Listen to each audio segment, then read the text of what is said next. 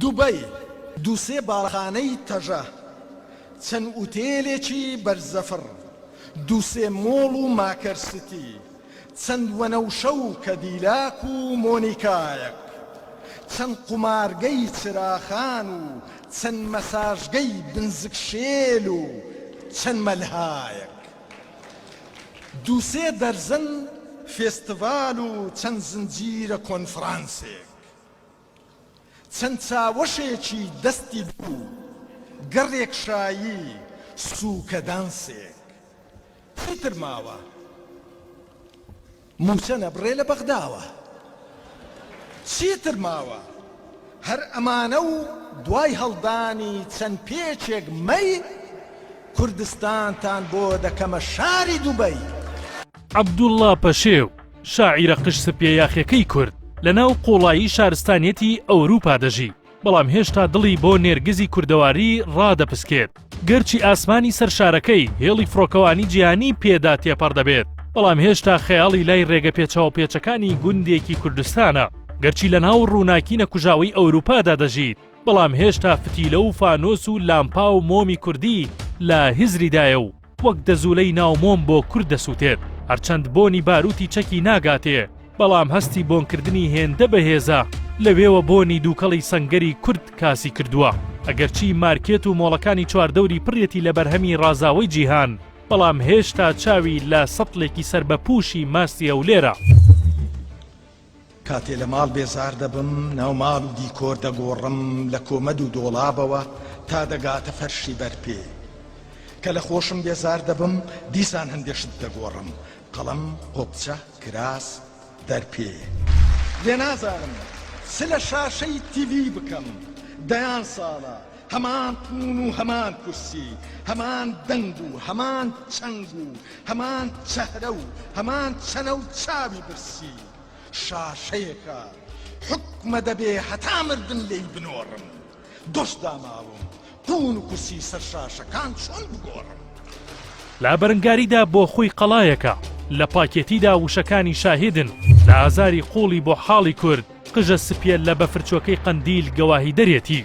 عەبدوڵڵا پەشێو ساڵی 1946 لە گوندی بیرکۆتی سەر بە شاری هەولێر لەدایک بووە گەرچی باوکی بەهۆی نەخۆشیەوە زوو ماڵ ئاوایی لە ژیان دەکات بەڵام بەهۆی مامەکانیەوە درێژە بە خوێندن دەدات دەستپێکی خوێندنی بە زمانی خۆی ناخوێنێت و زمانی دایکی دەبێتە پەرتووکێکی لەسەر ڕەفەدانراو ناچار لە قوتابخانەی خالیدیە بە زمانی عەرەبی دەست بە خوێندن دەکات خوێندنی ناوەندی و ئامادەیی لە شاری هەولێر تەواو دەکات.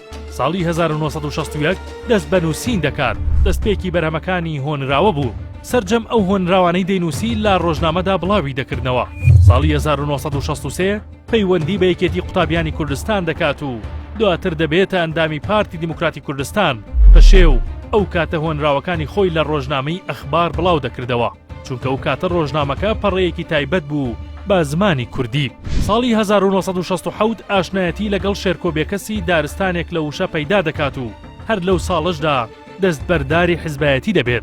ساڵی 1970 لە دامەزراندنی یەکێتی نووسەرانی کورد لە بەغداد بەشدار دەبێت. ساڵی 1971 لە گوندی کەنداڵ دەبێتە مامۆستا. ساڵی 1973 زەمالەی خوێندن لە یەکێتی سۆڤێت بەدەست دەهێنێت و ڕوو دەکاتە ڕووسیا. ساڵی 1979 ماستەر لە وەرگێڕانی ڕووسی و ئینگلیزی لە مۆسکۆ وەردەگرێت. ساڵی 1984 دکتۆرا لە ئەدەبیات بەدەست دەهێنێت. پەشێو لە ساڵی 1995ەوە نیشتەجێی هێلسنکی وڵاتی فینلەندا. عەبدوڵڵا پەشێو پێچەوانەی بەشێکی زۆری نووسەران لە شەڕی براکوژیدا نەک نابێتە لایەنی بەرەیەک بەڵکو زۆر بە توندی دژی هەردوو لا دەوەستێتەوە و دیوانی شەڕی براکوژی لە پرۆتستۆی ئەو جەنگەدا دەنووسێت. لەم دیوانەیشدا لەسەر هەر هێرشێک کە کرابێتە سەر کورد لە هەر پارچەیەکی کوردستان نووکی خامەکەی و گەروی تایبەت کردووە بۆ بەرگری لەسەر هێرشەکانی تورکیا بۆ ڕۆژاوای کوردستان مانیفێستی کۆبانیە و ئەفرینگراد دەنووسێت. تا پرتەقاڵ و مۆز و سێ و مابن کۆبوونەوەکان پەت تەواو نابن.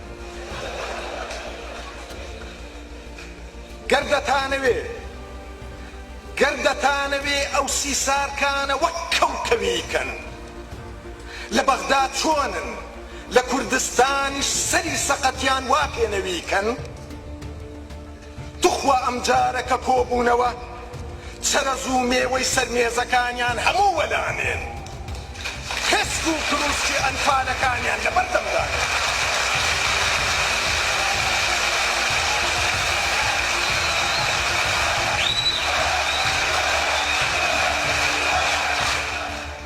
بەشێک لە بەرەمەکانی پەشێو بتی شکاو فرمێسک و زام بەرەو زەردەپەڕ هەسپم هەورە و ڕکێفم چیا دیوانی براکوژی شەونامەی شاعیرێکی تینوو پرۆفیسۆر دکتۆر معرف خەزنەدار لە وەسفی پەشێودا دەڵێت زستانی باکوور بێبەفر نابێ کوردستانی ئێمە بێگوڵ نابێ پەشێوی شاعیریش بێ شعر نابێ شێرکۆ بێکەسی شاعیر لە وەسفی پەشێودا دەڵێت دیوانەکانی هیچ وەختێک خاڵی نەبووە لە نما و جوڵەی جوانی شعری کوردی